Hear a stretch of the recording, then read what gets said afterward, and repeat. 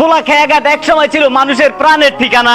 প্রতিদিন হাজারো মানুষের ভিড়ে ভরে উঠতো এই বন্দরখানা। ভোলা খেয়াঘাট ভোলার মানুষের জন্য পুরনো দিনের ভরসা। এখানেই ছিল যাতায়াত আর জীবনের সুখ দুঃখের আশা। নৌকা খেয়ে আর লঞ্চে ভরত প্রতিদিন জনতার মেলা। তো স্মৃতি জড়িয়ে আছে এই ঘাটের বুকে খেলা। ভোলাবাসীর জন্য ব্যবসা বাণিজ্যর প্রথম দরজা ছিল এই ঘাট। স্বজনদের সাথে বিদায় আর দেখা সাক্ষাতের সর্বশেষ মাধ্যম ছিল এই পথ।